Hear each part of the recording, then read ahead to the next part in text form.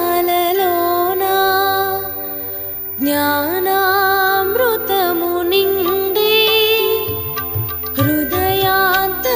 హృదయాంతరాలలోనా జ్ఞానామృతము నిండి ఈ యోగి జీవనం మే ఎంతెంత సుఖము బాబా హృదయాంతరాలలోనా జ్ఞానామృతము నిండి ఈ యోగి జీవనం మే ఎంతెంత సుఖము బాబా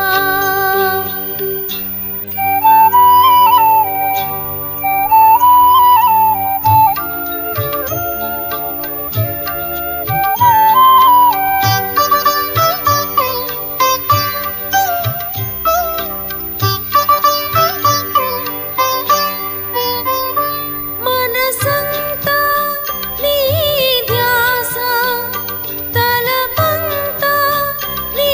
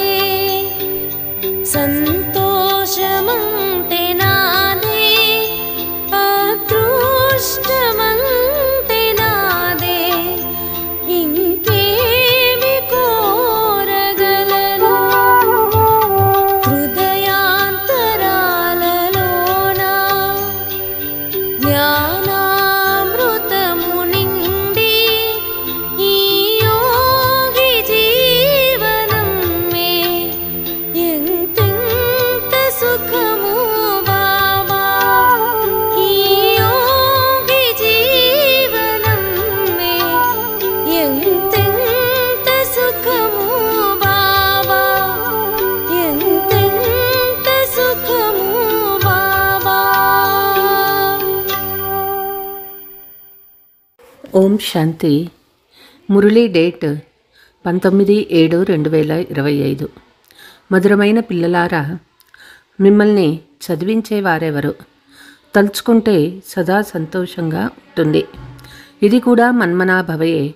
నిన్న మనము రాతి బుద్ధిగా ఉండేవారము. ఈరోజు పారస్ బుద్ధి కలవారిగా అయ్యాము. మీకు సంతోషం ఉంది. ప్రశ్న: భాగ్యము తెరుచుకునేందుకు ఆధారమేది? నిశ్చయము. ఒకవేళ అదృష్టం తెరుచుకునేందుకు ఆలస్యమైతే కుంటుతూ ఉండిపోతారు. నిశ్చయ బుద్ధి కలవారు బాగా చదువుకొని వేగంగా ప్రగతిని సాధిస్తారు. ఏ విషయంలో అయినా సంశయం ఉంటే వెనుకనే ఉండిపోతారు. ఎవరు నిశ్చయ బుద్ధి కలవారై తమ బుద్ధిని తండ్రి వరకు పరిగెత్తుకొస్తూ ఉంటారో వారు సతో ప్రధానంగా అవుతారు. ఓం శాంతి. పాఠశాలలో చదివే విద్యార్థులందరికీ తాము చదువుకొని ఎవరవుతామో తెలిసి ఉంటుంది. మధురమైన ఆత్మీక పిల్లలకు మేము సత్యయుగి పారస్పురానికి యజమానులుగా అవుతామని బుద్ధిలో ఉండాలి. ఈ దేహ సంబంధాలు అన్నీ త్యజించాలి. ఇప్పుడు మనము పారస్పురికి అధికారులుగా, పారసనాథులుగా అవ్వాలి. రోజంతా కూడా ఖుషి ఉండాలి. పారస్పురి అని దేనినంటారో మీకు తెలుసు. అక్కడ ఇళ్ళు మొదలైనవి కూడా బంగారు వెండితో తయారు చేయబడి ఉంటాయి. ఇక్కడైతే ఇటుకలు రాళ్లతో నిర్మించిన ఇళ్ళు ఉన్నాయి. ఇప్పుడు మీరు మళ్ళీ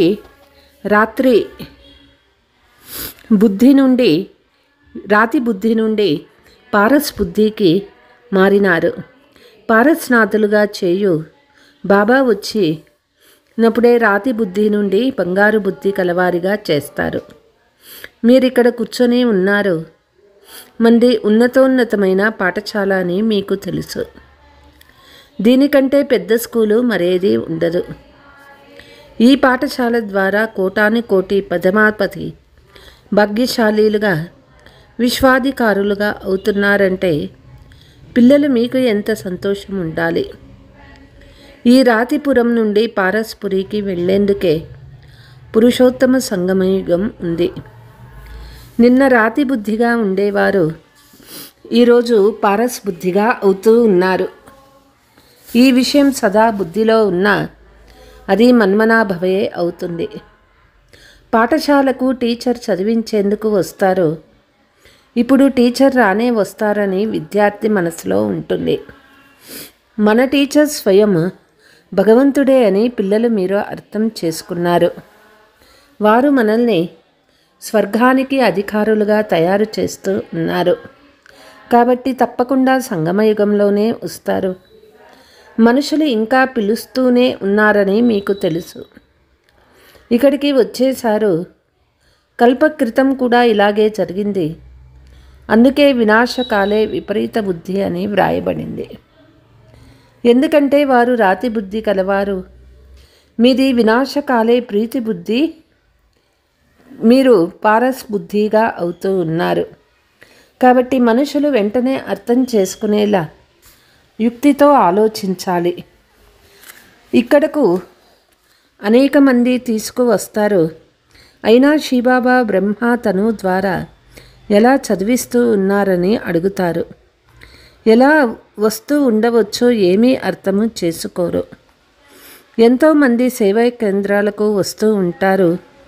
నిశ్చయ బుద్ధి ఉంది కదా, అందుకే శివ భగవాన్ వాచ అని అందరూ చెప్తారు. శివుడే అందరికీ తండ్రి. కృష్ణుణ్ణి సర్వులకు తండ్రి అని అనరు. ఇందులో తికమక పడే అవసరమే లేదు. అదృష్టం ఆలస్యంగా తెరుచుకోవాలని ఉంటే కుంటుతూనే ఉంటారు. తక్కువగా చదివేవారిని కుంటేవారని చెప్పబడుతుంది. సంశయ బుద్ధి కలవారు వెనక ఉండిపోతారు. నిశ్చయ బుద్ధి కలవారు బాగా చదివేవారు ముందుకు పరుగు తీస్తూ ఉంటారు. ఎంత సహజంగా అర్థం చేయించబడుతుంది. పిల్లలు ఎలాగైతే పరుగు తీసి గురిని తాకి తిరిగి వెనక్కి వస్తారో అలా తండ్రిని కూడా వేగంగా శివబాబా వద్దకు పరిగెత్తి సతో ప్రధానంగా అవుతున్నారని చెప్తూ ఉన్నారు. ఇక్కడ బాగా అర్థం చేసుకుంటారు. బాణం తగులుతుంది, మళ్ళీ వెలుపలికి వెళ్ళగానే సమాప్తమవుతుంది. బాబా జ్ఞాన ఇంజెక్షన్ వేశాడంటే ఆ నష ఎక్కాలి కదా, కానీ పెరగనే పెరగదు. ఇక్కడ జ్ఞానామృతాన్ని తాగినప్పుడు ప్రభావం ఉంటుంది, బయటికి వెళ్ళగానే మర్చిపోతారు. జ్ఞానసాగర్లు, పతిత పావనులు, సద్గతి దాత, ముక్తిదాత ఒక తండ్రేనని పిల్లలకి తెలుసు. వారే ప్రతి విషయాన్ని వారసత్వం తీసుకుంటారు. తండ్రి చెప్తూ ఉన్నారు, పిల్లలారా మీరు కూడా సంపూర్ణ సాగర్లుగా అవ్వండి. నాలో ఎంత జ్ఞానం ఉందో అంత మీరు కూడా ధారణ చెయ్యండి. శివబాబాకు శారీరక నష లేదు. తండ్రి చెప్తూ ఉన్నారు, పిల్లలారా నేను సదా శాంతిగా ఉంటాను. మీకు కూడా దేహం లేనప్పుడు నష ఉండేది కాదు. అది నా వస్తువునని శివబాబా అనరు. ఈ తనువును కూడా అప్పుగా తీసుకున్నారు. అప్పుగా తీసుకున్నది సొంతం కాదు కదా. కొద్ది సమయానికి మాత్రమే సర్వీస్ చేసేందుకు బ్రహ్మ శరీరంలో ప్రవేశించారు. ఇప్పుడు పిల్లలు మీరు మళ్ళీ ఇంటికి వెళ్ళాలి. భగవంతునితో కలిసేందుకు పరుగు తీయాలి. ఎన్నో యజ్ఞాలు, జప తపాలు మొదలైనవి చేస్తూ ఉంటారు. కానీ వారికి తండ్రి ఎలా లభిస్తారో కొంచెం కూడా తెలియదు. ఏదో ఒక రూపంలో భగవంతుడు వస్తారని భావిస్తారు. తండ్రి చాలా సహజంగా అర్థం చేయిస్తూ ఉన్నారు. ప్రదర్శనలలో కూడా మీరు అర్థం చేయించండి. సత్యత్రేతాయుగాల ఆయుష్ కూడా వ్రాసి ఉన్నారు. అందులో 2,500 సంవత్సరాల వరకు చాలా కరెక్ట్గా ఉన్నది. సూర్యవంశం తర్వాత చంద్రవంశము వస్తుంది. తర్వాత రామణ రాజ్యము ప్రారంభం అవ్వగానే భారతదేశం పతితంగా అవ్వడం ప్రారంభమైంది. ద్వాపర కలియుగాలలో రావణ రాజ్యము తిథి తారీఖులు వేయబడి ఉన్నాయి. మధ్యలో సంగమ యుగాన్ని ఉంచండి. రధికుడు కూడా తప్పకుండా ఉండాలి కదా. ఈ రథంలో ప్రవేశించి తండ్రి రాజయోగాన్ని నేర్పిస్తూ ఉన్నారు. వీళ్ళ ద్వారానే ఈ లక్ష్మీనారాయణులు తయారవుతారు. ఎవరికైనా అర్థం చేయించటం చాలా సులభము. లక్ష్మీనారాయణ వంశము ఎంత సమయం నడుస్తుందో తెలుసుకోవచ్చు. మిగిలినవన్నీ హద్దులోని విషయాలు. ఇది బేహద్దు విషయాలు. బేహద్దు చరిత్ర, భూగోళము తెలుసుకోవాలి కదా. ఇప్పుడు ఇది సంగమయుగము. మళ్ళీ దైవీ రాజ్యము స్థాపన అవుతూ ఉంది. ఈ రాతిపురము, పాత ప్రపంచము వినాశం అవ్వనున్నది. వినాశం అవ్వకుండా కొత్త ప్రపంచం ఎలా స్థాపన అవుతుంది? ఇప్పుడు న్యూఢిల్లీ అంటారు, కానీ న్యూఢిల్లీ ఎప్పుడు వస్తుందో పిల్లలకి మీకే తెలుసు. నూతన ప్రపంచం న్యూఢిల్లీ అంటారు. యమునా నదీ తీరంలో మెహళ్ళు ఉంటాయని మహిమ కూడా చేస్తారు. లక్ష్మీనారాయణ రాజ్యం ఉన్నప్పుడు న్యూఢిల్లీ అని, పారస్పురి అని అంటారు. సతయుగంలోనే లక్ష్మీనారాయణ నూతన రాజ్యం ఉంటుంది. డ్రామా ఎలా ప్రారంభమవుతుందో కూడా మనుషులు మర్చిపోయారు. ముఖ్య పాత్రధారులు ఎవరెవరో తెలుసుకోవాలి కదా. పాత్రధారులైతే చాలామంది ఉన్నారు. అందుకే ముఖ్య పాత్రధారులు మీకు తెలుసు. మీరు కూడా ముఖ్య పాత్రధారే అవుతారు. అందరికంటే ముఖ్యంగా పాత్రను మీరు అభినయిస్తారు. మీరు ఆత్మీక సమాజ సేవకులు. మిగిలిన వారంతా శారీరక సమాజ సేవకులు. మీరు ఆత్మలకు అర్థం చేయిస్తారు. చదివేది కూడా ఆత్మనే. శరీరం చదువుతుందని మనుషులు భావిస్తారు. ఆత్మనే ఈ కర్మేంద్రియాల ద్వారా చదువుతుందని ఎవ్వరికీ తెలియదు. నేను ఆత్మ, బ్యారిస్టర్ మొదలైన వారిగా అవుతాను. బాబా మనల్ని చదివిస్తారు. సంస్కారాలు కూడా ఆత్మలోనే ఉంటాయి. సంస్కారాలు తీసుకువెళ్తారు. తర్వాత కొత్త ప్రపంచంలో వచ్చి రాజ్యం చేస్తారు. సత్యయుగంలో రాజధాని ఎలా జరిగిందో అలాగే ప్రారంభమవుతుంది. ఇందులో ఏదీ అడిగే అవసరమే లేదు. ముఖ్యమైన విషయము దేహాభిమానంలోకి ఎప్పుడూ రాకూడదు.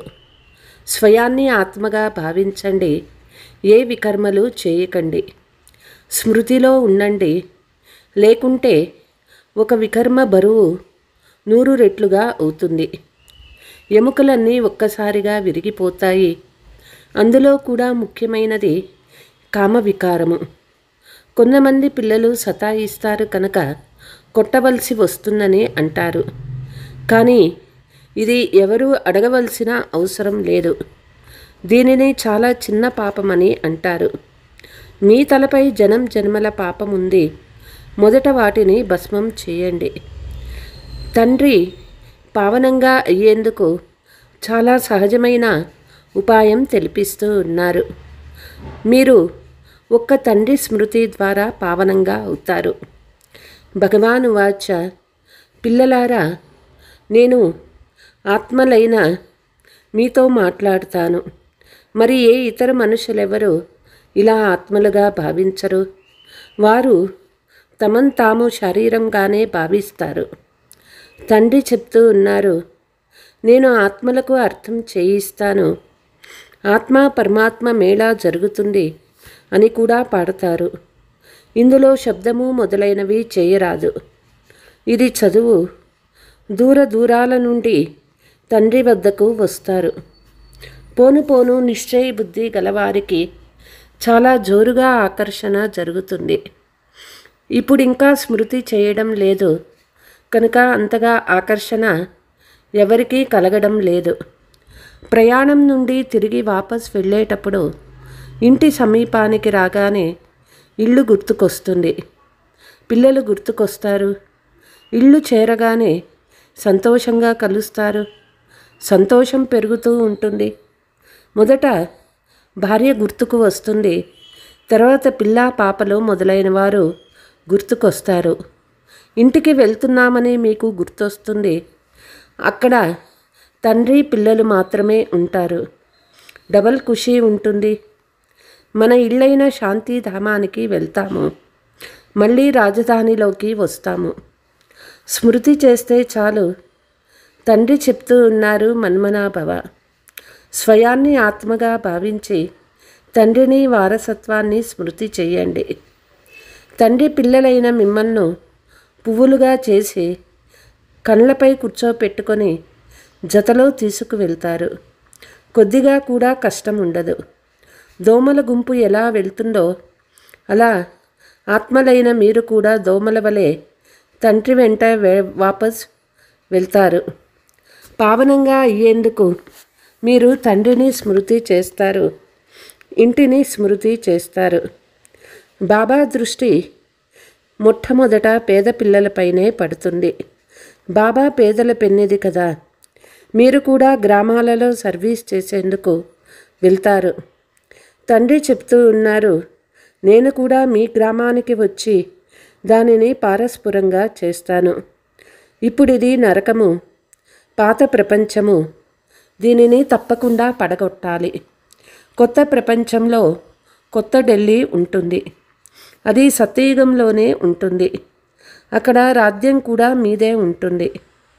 కల్పకృతం వలె మేము మళ్ళీ మా రాజధానిని స్థాపన చేస్తామని నష ఎక్కుతుంది. మేము ఇటువంటి భవనాలు తయారు చేస్తామని అనరు. మీరు అక్కడ వెళ్ళగానే ఆటోమేటిక్గా ఇళ్ళు తయారు చేయడం ప్రారంభిస్తారు. ఎందుకంటే ఆత్మలో ఆ పాత్ర నిండి ఉంది. అక్కడ కేవలం చదువుకునే పాత్ర ఇక్కడ ఉన్నది. అక్కడ భవనాలు తయారు చేస్తామని దానంతటకదే మీ బుద్ధిలోకి వస్తుంది. కల్పకృతం వలె తయారు చేయడం ప్రారంభిస్తారు. ఆత్మలో కూడా ముందే రచింపబడి ఉంది. ఏ మహళ్లలో అయితే మీరు కల్పకల్పము ఉంటారో ఆ మెహల్ను తయారు చేస్తారు. ఈ విషయాలను కొత్తవారు అర్థం చేసుకోలేరు. మేమొచ్చి కొత్త కొత్త పాయింట్స్ విని రిఫ్రెష్ అయిపోతున్నామని మీరు అనుకుంటారు. కొత్త కొత్త పార్ట్స్ వెలువడతాయి. ఇది కూడా డ్రామాలో రచించబడి ఉంది. తండ్రి చెప్తూ ఉన్నారు, పిల్లలారా, నేను సదా ఈ రథంపై సవారీ చేసేందుకు ఇందులో నాకు సుఖం అనిపించదు. నేను పిల్లలైన మిమ్మల్ని చదివించేందుకు వస్తా. నేను ఎద్దుపై సదా కూర్చొనే ఉన్నానని కాదు. రాత్రింబవళ్ళు ఎద్దుపై కూర్చొని విహరించేందుకు అవుతుందా? వారు క్షణంలో వస్తారు, పోతారు. సదా కూర్చొని ఉండాలని నియమమేమీ లేదు. తండ్రి ఎంత దూరం నుండి చదివించేందుకు వస్తారు. అది వారి ఇల్లు కదా. పంజరంలో చిలుక చిక్కుకున్నట్లు రోజంతా శరీరంలోనే కూర్చోరు. వారికి అందులో సుఖము ఉండదు. మీకు అర్థం చేయించేందుకు నేను దీన్ని అప్పుగా తీసుకుంటాను. జ్ఞానసాగర్లైన తండ్రి మిమ్మల్ని చదివించేందుకు ఇక్కడికి వస్తారని మీరంటారు. సంతోషంతో రోమాలు నిక్కబొడుచుకోవాలి. ఆ సంతోషం మరి తగ్గిపోరాదు. ఈ యజమాని అయితే స్థిరంగా కూర్చొని ఉన్నారు. ఒకే ఎద్దుపై ఇద్దరు సదా సవారీ చేయగలరా? శివబాబా తన ధామంలో ఉంటారు, ఇక్కడికి వస్తారు. వచ్చేందుకు సమయమేమీ పట్టదు. రాకెట్ ఎంత వేగంగా వెళ్తుందో చూడండి. శబ్దము కంటే వేగంగా పోతుంది. ఆత్మ కూడా చాలా చిన్న రాకెట్. ఆత్మ ఎలా పరిగెడుతుందంటే ఇక్కడి నుండి క్షణంలో లండన్ వెళ్ళిపోతుంది. క్షణంలో జీవన్ముక్తి అనే గాయనం ఉన్నది. బాబా స్వయం కూడా ఒక రాకెట్. బాబా చెప్తూ ఉన్నారు, నేను మిమ్మల్ని చదివించేందుకు వస్తాను, మళ్ళీ నా ఇంటికి వెళ్తాను. ఈ సమయంలో చాలా బిజీగా ఉంటాను. దివ్య దృష్టి దాత కనుక భక్తులను కూడా సంతోషపరచవలసి ఉంటుంది. మిమ్మల్ని చదివిస్తాను. భక్తులకు సాక్షాత్కారం జరగాలని మనస్సు ఉంటుంది, లేక ఏదో ఒకటి కావాలని ప్రార్థిస్తూ ఉంటారు. ఎక్కువగా జగదాంబ వద్ద అడుక్కుంటూ ఉంటారు. మీరు జగదాంబలు కదా. మీరు విశ్వచక్రవర్తి పదవిని భిక్షగా ఇస్తారు. పేదలకు భిక్షం లభిస్తుంది కదా. మనం కూడా పేదవారమే. కాబట్టి శివబాబా స్వర్గ చక్రవర్తి పదవిని దానంగా ఇస్తారు. దానం అంటే మరేమో కాదు, కేవలం తండ్రిని స్మృతి చేస్తూ వికర్మలు వినాశమవుతాయని అంటారు. శాంతిధామానికి వెళ్ళిపోతారు. నన్ను స్మృతి చేస్తే మీ ఆయువు కూడా పెరుగుతుంది. నేను గ్యారంటీ ఇస్తాను. సత్యయుగంలో మృత్యు అనే పేరే ఉండదు. అది అమరలోకము. అక్కడ మృత్యు పేరే ఉండదు. కేవలం ఒక శరీరాన్ని వదిలి మరో శరీరాన్ని తీసుకుంటుంది. దానిని మృత్యువని అంటారా? అది అమరలోకము.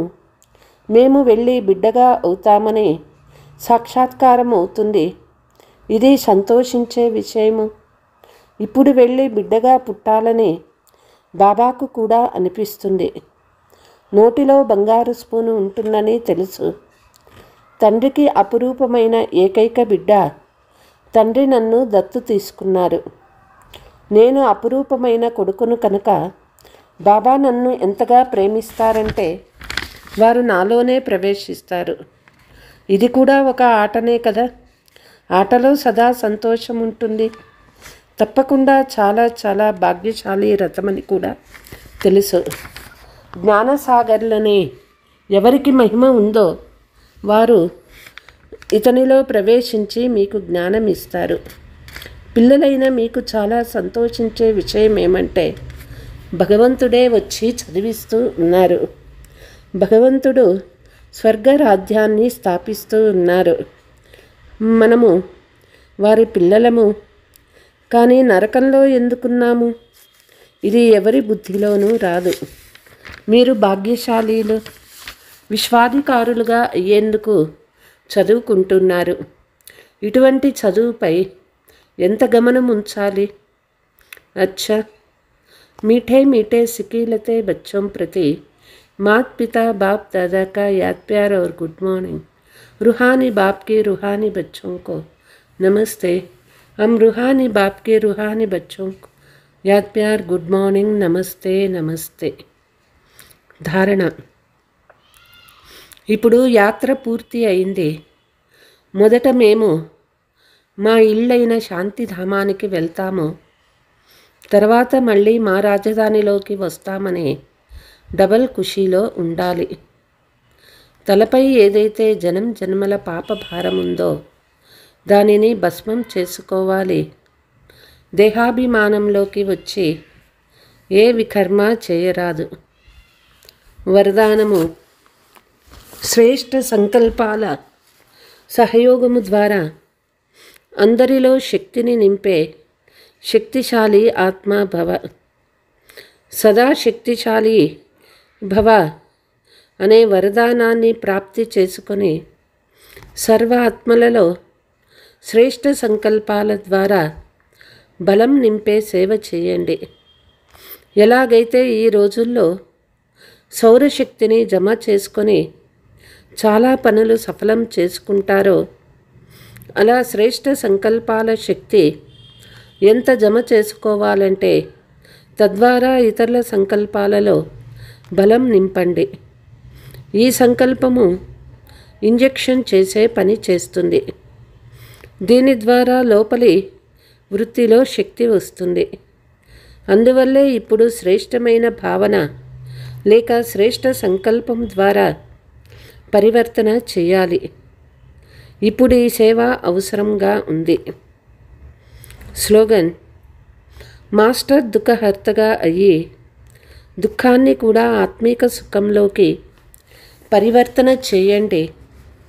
ఇదే మీ శ్రేష్టమైన కర్తవ్యము. అవ్యక్త సూచన. కొంతమంది పిల్లలు అప్పుడప్పుడు గొప్ప ఆటను చూపిస్తారు. వ్యర్థ సంకల్పాలు ఎంత ఫోర్స్గా వస్తాయంటే వాటిని కంట్రోల్ చేసుకోలేరు. తర్వాత ఆ సమయంలో ఏం చేయాలి, జరిగిపోయింది కదా అని అంటారు. ఆపుకోలేరు. కనుక ఏం వస్తే అది చేసేసాము అని అంటారు. వ్యర్థం కోసం కంట్రోలింగ్ పవర్ కావాలి. ఎలాగైతే ఒక సమర్థమైన సంకల్పానికి 16 రెట్లు ఫలం లభిస్తుందో అలాగే ఒక వ్యర్థ సంకల్పం యొక్క లెక్కాచారము ఉదాసీనులుగా అగుట, సంతోషం మాయమవ్వడం, ఇది కూడా 1కి చాలా రెట్ల లెక్కాచారంతో అనుభవం అవుతుంది. అచ్చా. ఓం శాంతి.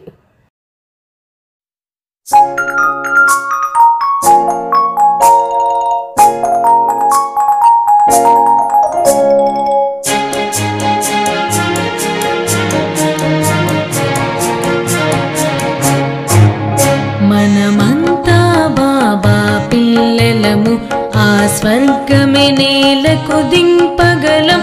ఇక ఎవ్వరి వల్ల కాని పని మనమెంతో సులువుగా చేయగలం.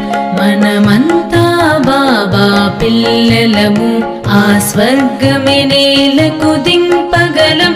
ఇక ఎవ్వరి వల్ల కాని పని మనమెంతో సులువుగా చేయగలం.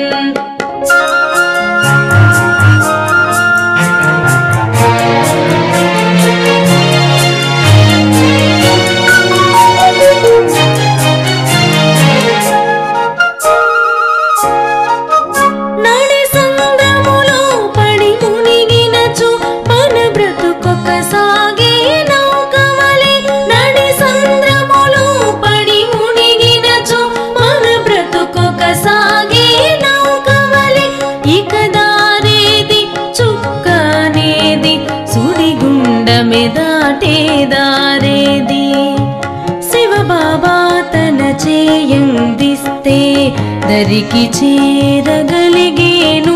ఇక ఎవ్వరి వల్ల కాని పని మనమెంతో సులువుగా చేయగలం.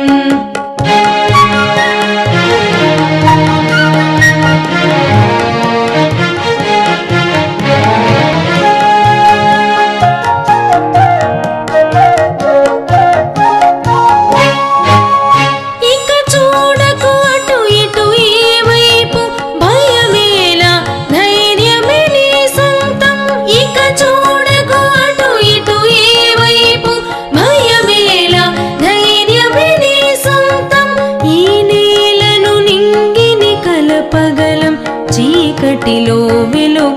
చూడగలం. రావణ మాయా రాజ్యముపై జయమే పొందును మన సైన్యం. ఇక ఎవ్వరి వల్ల కాని పని మనమెంతో సులువుగా చేయగలం.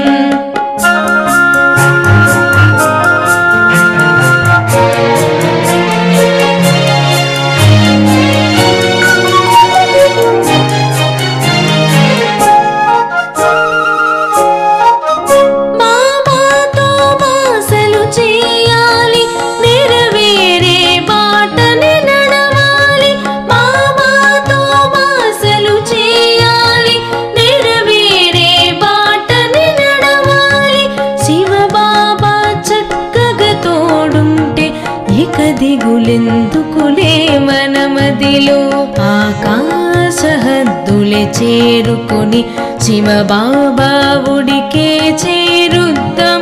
ఇక ఎవ్వరి వల్ల కాని పని మనమెంతో సులువుగా చేయగలం. మనమంతా బాబా పిల్లలము, ఆ స్వర్గమే నేలకు దింపగలం. ఇక ఎవ్వరి వల్ల కాని పని మనమెంతో సులువుగా చేయగలం. లా లా లా లా లా లా లా లా లా లా లా లా లా లా.